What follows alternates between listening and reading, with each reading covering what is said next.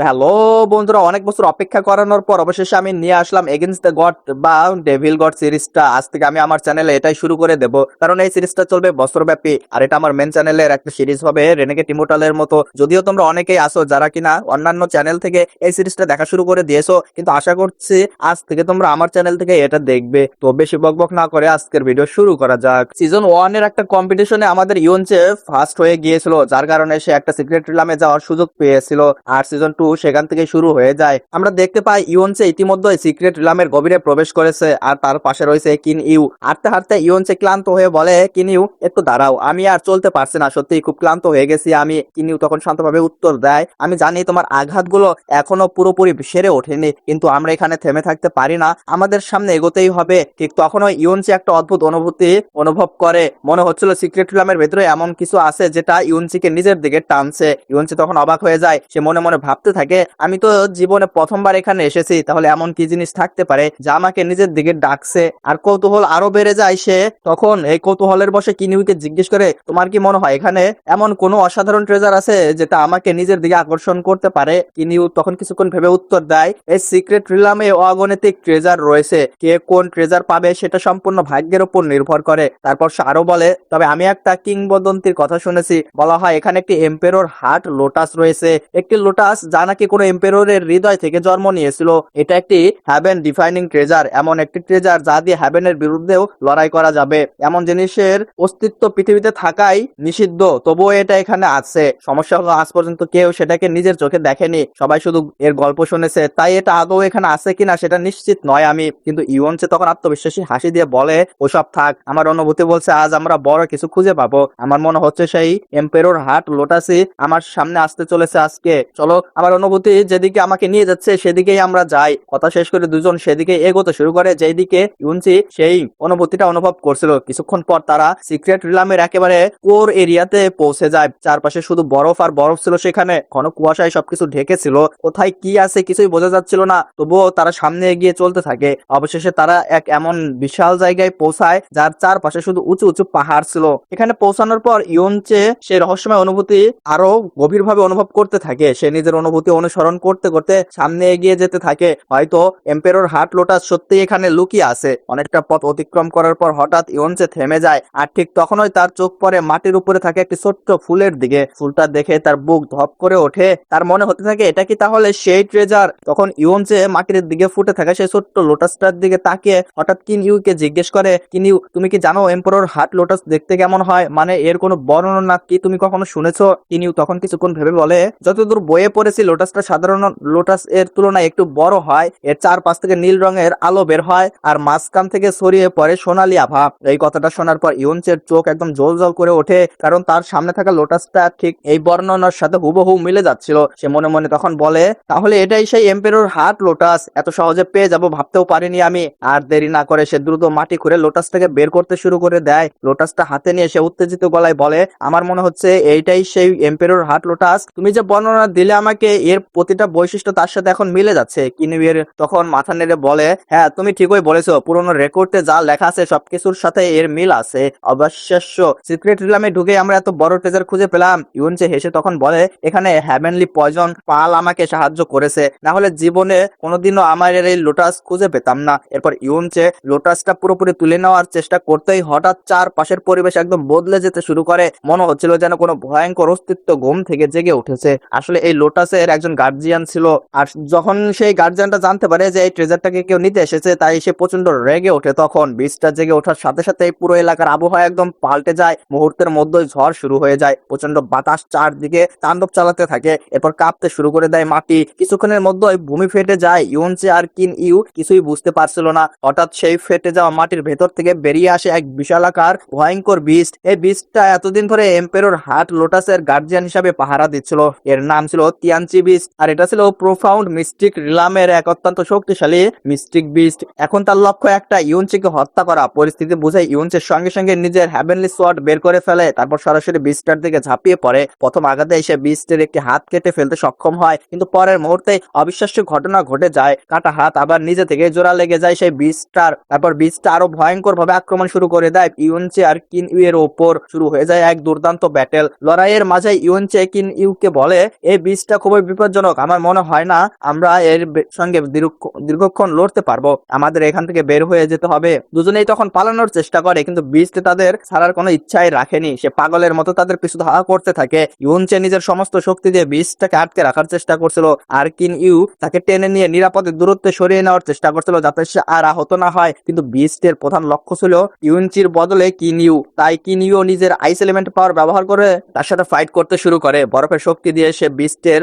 উপর আক্রমণ করছিল এবং পাল্টা আঘাত করছিল, কিন্তু শক্তির পার্থক্য ছিল অনেক বিশাল। অল্প সময়ের মধ্যে বিস্ট তার উপর বিস্তার করতে শুরু করে। এভাবে চলতে থাকলে কিন ইউ প্রাণও দিতে পারে। এটা দেখে ইউনচে মুহূর্তের মধ্যে সামনে এসে কিন ইউকে বাঁচিয়ে ফেলে। সে কিন ইউকে কোলে তুলে নিয়ে দ্রুত এই জায়গা ছেড়ে যেতে শুরু করে। এরপর ইউনচে ব্যবহার করে স্টার গডের পাওয়ার, এই শক্তির কারণে তার গতি কয়েক গুণ বেড়ে যায়। স্টার গড পাওয়ার সক্রিয় করে সে কিন ইউকে নিয়ে বজ্র গতিতে সেখান থেকে পালাতে শুরু করে দেয়। বিস্টটাও পেছনে পেছনে ধাওয়া করে চলছিল।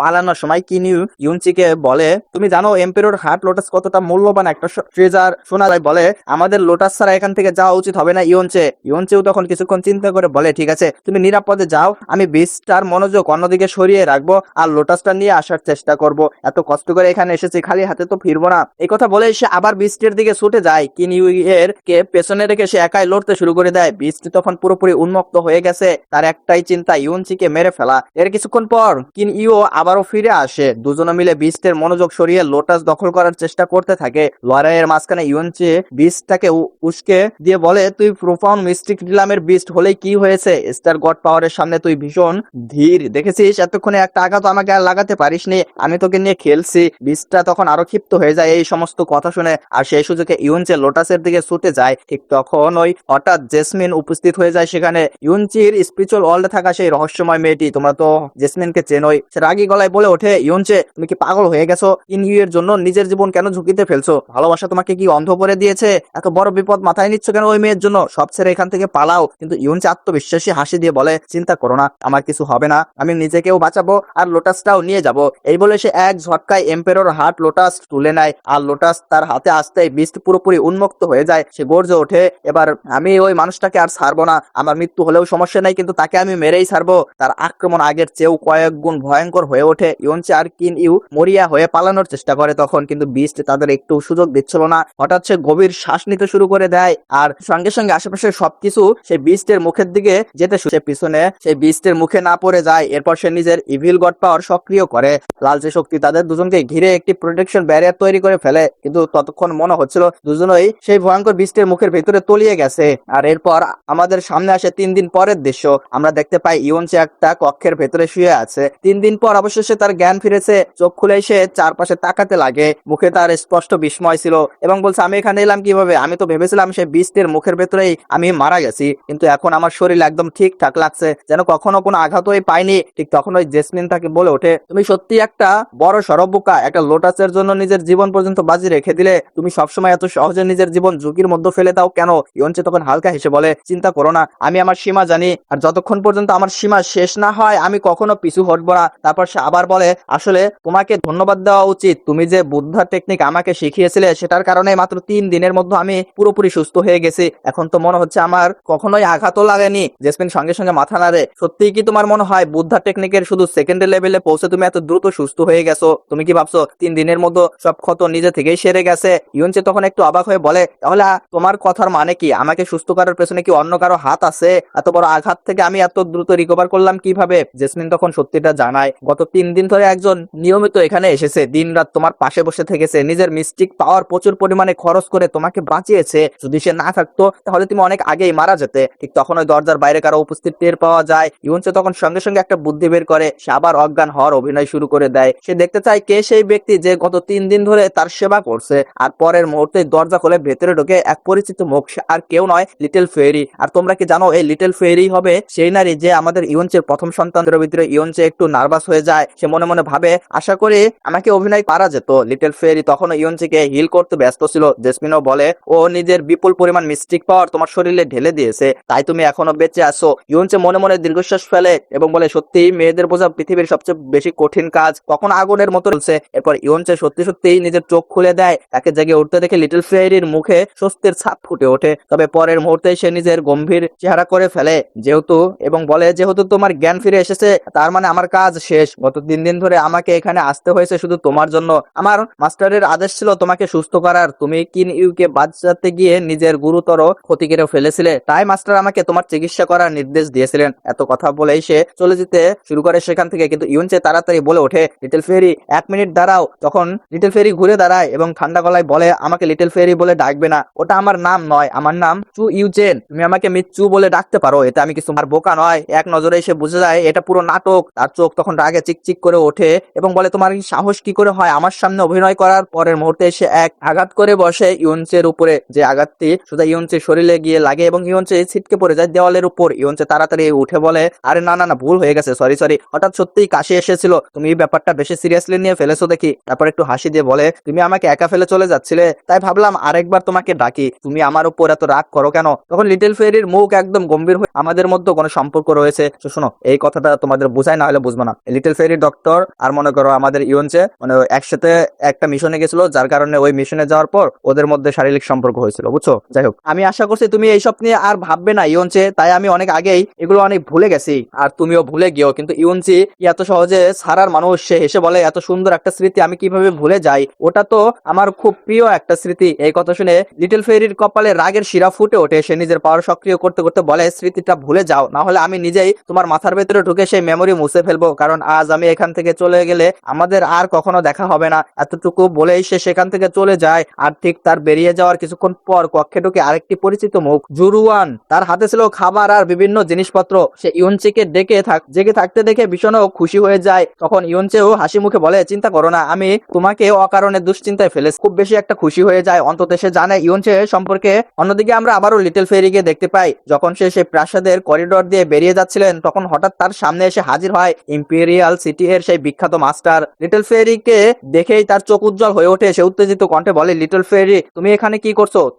তোমার এক ঝলক দেখার জন্য আমি কতবার ফ্রোজেন ক্লাউড ইমোর্টাল প্লেসে গিয়েছি তার হিসাব নেই, কিন্তু কখনো তোমার দেখা পাইনি। আর আজ তুমি নিজেই আমার প্রাসাদে চলে এসেছো। তুমি জানো না এটা দেখে আমি কতটা খুশি হয়েছি। কিন্তু লিটল ফেরির মুখে কোনো পরিবর্তন দেখা যায় না। সে ঠান্ডা দৃষ্টিতে তার দিকে তাকিয়ে বলে, নিজের সীমার মধ্যে থাকুন। আপনি ইম্পেরিয়াল সিটি এর মাস্টার বলেই আমি এখনো আপনার উপর আক্রমণ করিনি। যদি আমাকে বাধ্য করেন তাহলে আপনার উপর অ্যাটাক করতে হবে আমার, তাই ভালোভাবে আচরণ করুন এবং এখান থেকে চলে যান। লিটল ফেরির কথাগুলো বলার সময় তার চোখে ছিল স্পষ্ট সতর্ক বার্তা। আর ঠিক তখনই আমরা দেখতে পাই দূরে লুকিয়ে দাঁড়িয়ে আছে সেই ইম্পেরিয়াল সিটি এর মাস্টারের স্ত্রী। সে পুরোপুরি ঘটনাটা আড়াল থেকে দেখছিল। সে নিজের স্বামীকে অন্য একটা মেয়ের সামনে এতটা উৎসাহিত হতে দেখে তার ভীষণ রাগ হচ্ছিল। মনে মনে সে ক্ষোভ পুষতে থাকে তখন লিটল ফেরির বিরুদ্ধে এবং বলে, আমার স্বামী অন্য একটা মেয়ের পেছনে কেন ঘুরছে? এদিকে লিটল ফেরিও আর এক মুহূর্ত সময় নষ্ট না করে রাগী মুখেই সেখান থেকে চলে যায়। পরের দিন যারা র্যাঙ্কিং কম্পিটিশনে টপ র্যাঙ্ক অর্জন করেছিল এবং সিক্রেট রিলামে প্রবেশের অনুমতি পেয়েছিল, তাদের সবাইকে এক জায়গায় জড়ো করা হয়। আজই তারা সিক্রেট রিলামের ভেতরে প্রবেশ করবে। আর এখানে একটা মজার ব্যাপার বোঝা যায়। শুরুতে আমরা যে দৃশ্য দেখেছিলাম, ইউনচে আর কিন ইউ বিস্টের সাথে লড়ছে, এম্পেরর হার্ট লোটাস খুঁজে পাচ্ছে, সম্ভবত সেগুলো বাস্তবে ঘটেনি, বা আমি বলতে পারলাম না, হয়তোবা এটা ইউনচে কোনো ভীষণ ছিল। এই 3 দিনও যে ও দেখছে অজ্ঞান ছিল, বুঝছো? যাই হোক, কারণ র্যাঙ্কিং ব্যাটেলে গুরুতর আহত হয়ে সে অজ্ঞান হয়ে গিয়েছিল, তাই অজ্ঞান হওয়া অবস্থায় হয়তো সে ভবিষ্যতে এগুলো দেখছিল। আসল সত্য হলো সে এখন প্রথমবারের মতো সিক্রেট রিলামের ভেতরে প্রবেশ করতে যাচ্ছে। এরপর বিভিন্ন মাস্টার সবাইকে সতর্ক করতে শুরু করে। তারা বলে, আমরা তোমাদের প্যাসেঞ্জার জেট দিতে পারি ঠিকই, কিন্তু ওটার বিশেষ কোনো লাভ নেই। সিক্রেট রিলামের ভেতরে বিপদ এত বেশি যে আমাদের খবর পাঠানোর আগেই হয়তো তোমাদের মৃত্যু হয়ে যাবে। তাই সেখানে তোমাদের একমাত্র ভরসা হবে নিজেদের শক্তি। যদি তোমরা যথেষ্ট শক্তিশালী হও এবং ভাগ্য তোমাদের পক্ষে থাকে, তবেই বেঁচে ফিরতে পারবে সেখান থেকে। ঠিক তখন ওই সামনে আসে ফেংজু চেন, স্কাইবার্নিং সেক্ট এর সেই প্রতিভাবান যুবক, আর একই সাথে ইউনচের সবচেয়ে বড় শত্রুদের মধ্যে একজন। তোমাদের আরো একটা স্পয়লার দেয়, ইউনচে এই বার্নিং ফ্লেম সেক্টরে না একদম ধ্বংস করে দেয় একা, বুঝছো? যাই হোক, ফেংজু চেন আগেই শপথ নিয়েছিল সিক্রেট রিলামের ভেতরে ইউনচেকে সে হত্যা করবে। চারদিকে তাকিয়ে সে বিরক্ত গলায় বলে, ইউনচে কোথায়? সে যদি না আসে তাহলে আমার পুরো প্ল্যানটাই তো নষ্ট হয়ে যাবে। পাশের লোকেরা তখন বলে, র্যাঙ্কিং ব্যাটেলে সে খুবই গুরুতর আহত হয়েছিল, হয়তোবা মারা গেছে। আর যদি সে বেঁচে থাকে তাহলে হয়তো এতটাই দুর্বল যে এখানে আসার মতো অবস্থা তার আর নেই। তাই তার কথা বাদ দাও তুমি। আমরা সিক্রেট রিলাম থেকে ট্রেজার নিয়ে ফিরবো, তারপর সুযোগ পেলে তাকে মেরে ফেলবো। এরপর ইম্পেরিয়াল সিটির নাম ঘোষণা করা হয়, কারণ ইউনচে তাদের প্রতিনিধিত্ব করেই প্রথম স্থান অর্জন করেছিল। কিন্তু তার নাম ডাকার পরেও সে উপস্থিত হয় না। অনেক ফিসফিস করে বলতে শুরু করে, নাম্বার 1 র্যাঙ্কিং অর্জন করলো ইউনচে, অথচ নিজে এখানে আসছে না এখন, তাহলে এত কষ্ট করে যে তার লাভ কি হলো? ঠিক তখন ওই দূর থেকে একটা পরিচিত কণ্ঠ শোনা যায়। সরাসরি ফেংজুচেনকে ধাক্কা মেরে সরিয়ে দেয় এবং বলে, ভাই একটু সাইড দিন তো, আমার যেতে অসুবিধা হচ্ছে, দেখতেই তো পারছেন আমি একটু মোটা মানুষ, আমার জন্য একটু সাইড দেবেন না আপনি? সে তখন একটু ফালতু মার্কা এন্ট্রি না নিয়ে হিরো মার্কা এন্ট্রি নেয়, দৃশ্যটা দেখে সবার মুখে হাসি ফুটে ওঠে। অনেকে তো অবাক হয়ে বলে, ইউনচে তুমি তো পুরোপুরি সুস্থ হয়ে গেছো, তুমি এখনো সিক্রেট রিলামে প্রবেশ করার মতো অবস্থায় আসো। ইউনচে তখন হেসে বলে, আরে কয়েকটা আঘাত পেয়েছিলাম, এত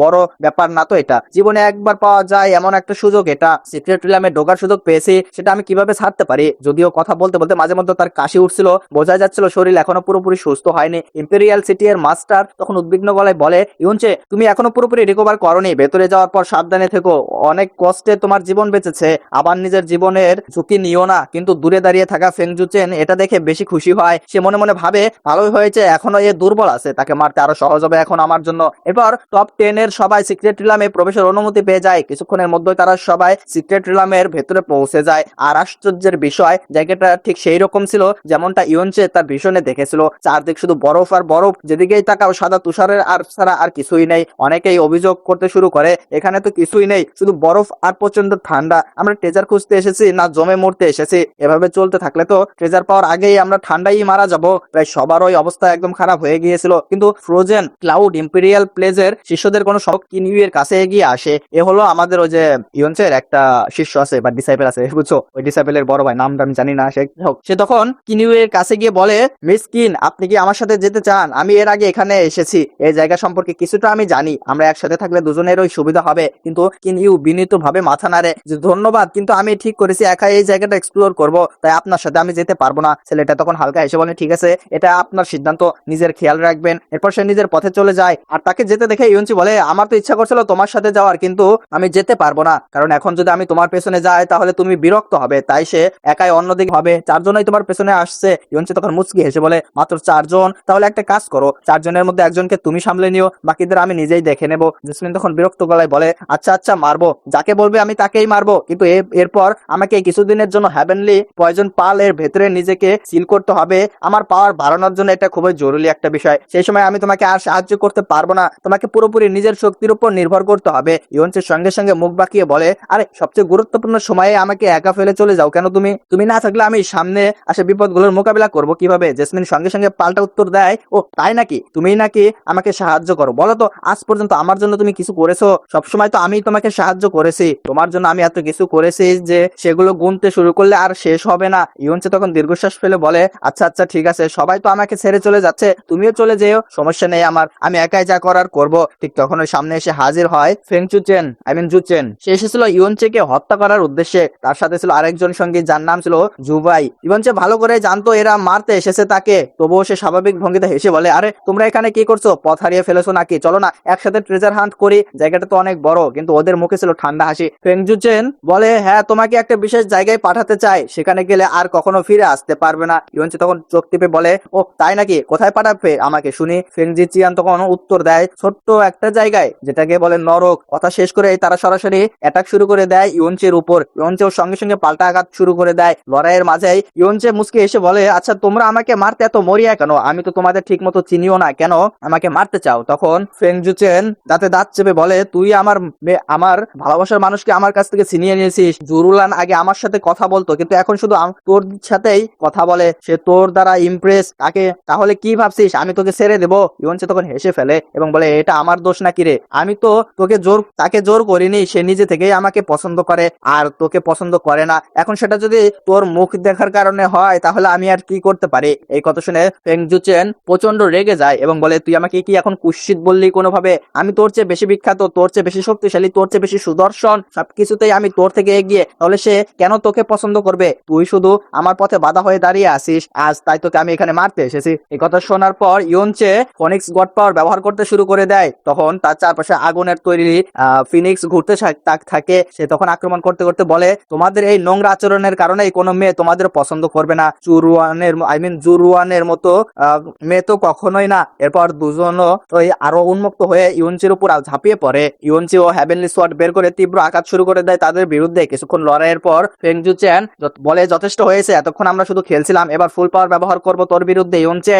এই লড়াই আর টেনে নিয়ে যাওয়ার দরকার নেই বেশি দূর। দুজনেই নিজেদের শক্তির টেকনিক সক্রিয় করতে শুরু করে তখন। আর তারপর আবারও বজ্রগতিতে ইয়নচের দিকে ছুটে আসে, কিন্তু ইয়নচেও প্রস্তুত ছিল আগে থেকেই। সে হ্যাভেনলি সোয়ার্ডের শক্তি সম্পূর্ণভাবে জাগিয়ে তোলে আর তারপর একটা ভয়ঙ্কর স্ল্যাশ অ্যাটাক মারে। প্রচন্ড আঘাতে জুবাইও তখন অনেক দূরে ছিটকে পড়ে যায় স্ল্যাশ অ্যাটাকের কারণে। তার পুরো অবস্থা করুণ হয়ে যায় আর ইয়নচে মুহূর্তের মুহূর্তের মধ্যেই ফেং জিচিয়ানের জুচেনের সামনে এসে দাঁড়ায়। তারপর হাসতে হাসতে বলে, কি ব্যাপার ভাই, আর কিছু বলার ছিল তোর? তখন ওই দুজনের মাথায় বজ্রপাতের মতো সত্যিটা আঘাত হানে। তারা ভেবেছিল ইয়নচে এখনো আহত, ভাবছিল তাকে সহজে মেরে ফেলতে পারবে তারা, কিন্তু বাস্তবতা ছিল সম্পূর্ণ ঠিক। যখন ইয়নচে শেষ আঘাত করতে যাচ্ছিল ফেং জুচিয়ানের উপরে, ঠিক তখনই সে চিৎকার করে বলে, মাস্টার মলি আপনি কোথায়, দ্রুত আসুন, এই ছেলেটাকে মেরে ফেলুন। পরের মুহূর্তে আকাশ চিরে একটা শক্তিশালী অরা নেমে আসে, সামনে এসে হাজির হয় মাস্টার মলি, আর তার সাথে ছিল আরো দুজন শক্তিশালী মাস্টার। তখন মাস্টার মলি এসে পৌঁছায় সেখানে। তার উদ্দেশ্য ছিল একটাই, ইয়নচেকে হত্যা করা। এইদিকে বার্নিং সেক্টর গ্র্যানেলদারও দূর থেকে সোল মার্কের মাধ্যমে কিছু অনুভব করতে শুরু করেন। হঠাৎ তার মুখ একদম বদলে যায়, তিনি বলে, খারাপ কিছু হয়েছে,